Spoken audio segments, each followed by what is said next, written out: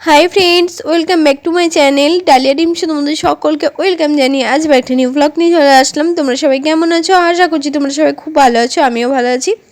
গরমের মধ্যে জানি কেউই ভালো নেই, আমিও ভালো নেই, কেউ ভালো নেই। তো যাই হোক, গরমটা প্রচণ্ড পড়েছে। তো সকাল সকাল ঘুম থেকে উঠে পড়েছি, আর ঘুম থেকে উঠেই এখন চা বানানো হচ্ছে, মা করছে এদিকে চাটা। আমি চা খাই না সেরকমভাবে, তো আজকে ভাবলাম চলো গলাটা একটু ব্যথা করছে, খাবো। তো চাটা খাওয়ার পর বাড়িতে অনেকক্ষণ বসেছিলাম, তারপর ভাবলাম স্কুটিটা বের করে একটু ঘুরি। তো সেই জন্য স্কুটিটা দোকান থেকে বের করে আনলাম, একটু যাব হচ্ছে আমাদের এখানেই ঘুরবো, রাস্তাতে যাব। প্রচণ্ড ভিড় আছে, মা যেতে দিচ্ছিল না। তো যাই হোক, ভাবলাম একটু হাতটা প্র্যাকটিস করে নিই। তারপর মাকে বলেছিলাম একটু ভিডিও করে দিতে, তো মা সেরকমভাবে ভালো করে ভিডিও করতে পারিনি।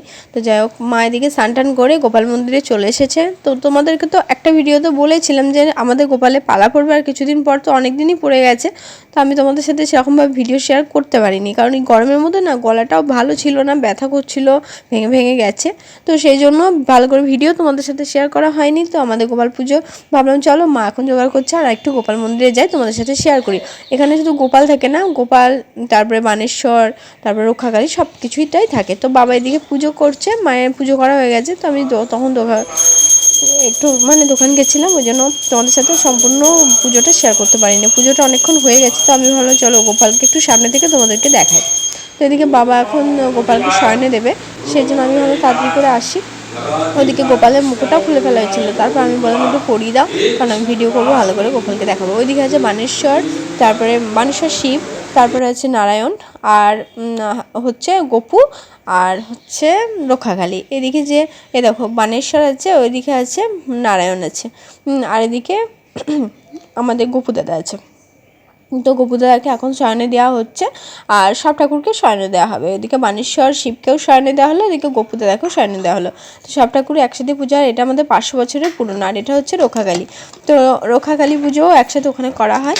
তো সব কিছুটা পুজো টুজো হয়ে যাওয়ার পর আমি বাড়ি আসলাম। বাড়ি থেকে এসে আজকে সকালে খাবো রুটি, আর অনেক মিষ্টি ছিল ফ্রিজের মধ্যে, তো বের করলে আমার মিষ্টি খেতে বেশি ভালো লাগে। একসঙ্গে বসে খেতে পারি না, কিন্তু একটা দুটো করে বেশ ভালোই লাগে। তো আজকে সকালবেলা রুটি খাবো, রুটি আর মিষ্টি। তো তারপর হচ্ছে আমাদের গাছে যে অনেক আম হয়েছিল, অনেক আম হনুমানে খেয়ে নিয়েছে। তো কয়েকটা আম ছিল, এবার সেটা দিয়ে ভাবলাম চলো গাছ পাকা আম দিয়ে আইসক্রিম বানাবো। তো সেটা দিয়ে আইসক্রিম বানাচ্ছি। আর এই গরমের মধ্যে না ঠান্ডা জিনিসটাই সব থেকে বেশি ভালো লাগছে। ঠান্ডা লেগে যাচ্ছে, সব কিছুটাই আছে, কিন্তু ঠান্ডা জিনিসটাই ভালো লাগছে। জল, ঠান্ডা আইসক্রিম, তারপর ঠান্ডা জিনিস, গরমটা একদম ভালো লাগছে না। তো ভাবলাম চলো নিজে কয়েকটা আইসক্রিম বানাই। এখন 3-4 দিন এরকমভাবে গাছ থেকে আম পেড়ে বা কিনে এনেও আইসক্রিম বানানো হচ্ছে, আমি বানাচ্ছি। তো এদিকে আইসক্রিমটা এখন ভরে দেবো। তো মাকে বললাম ঢাকনাগুলো একটু লাগিয়ে দাও, তো সেটা করে দিল মা। আমি সব রেডি করে দিয়েছিলাম। তারপর এখন ডিপ ফ্রিজে ভরে দিলাম, এখন ওই 4 ঘন্টার মতো থাকবে। আমি ডিপের পাওয়ারটা বাড়িয়ে দিয়েছি, তো ওই 4 ঘন্টার মতো থাকলেই বসে যাবে। তারপর আমার সবথেকে প্রিয় একটা ফল বাবা আবার বাজার থেকে নিয়ে এসেছে। এবছরে লিচু প্রচুর খেলাম। আমটা আমি খুব একটা ভালোবাসি না, কিন্তু লিচুটা খুবই ভালো লাগে আমার। তো লিচুটা অনেক প্রচুর এনেছে বাবা এবছরে। তো লিচুটা আবারও নিয়ে এসছে, আবার সামনে ষষ্ঠী আছে, ষষ্ঠীর সময়তেও আনবে। তো এখন ফ্রিজে রেখে দিলে আমার ঠান্ডা করে না বেশি ভালো লাগে। তো আজকে দাদা এসেছে অনেক দিন পর বাড়ি, দাদা তো অনেক দূরে ছিল, এসেছে আবার চলে যাবে। তো একটু প্রবলেমের জন্য, ওর একটু শরীরটা খারাপ হয়েছে, ওই জন্য এসেছে, নাহলে আসতো না এখন। তো যাই হোক, অনেক কিছু নিয়ে এসছে আমাদের জন্য, আমার জন্য।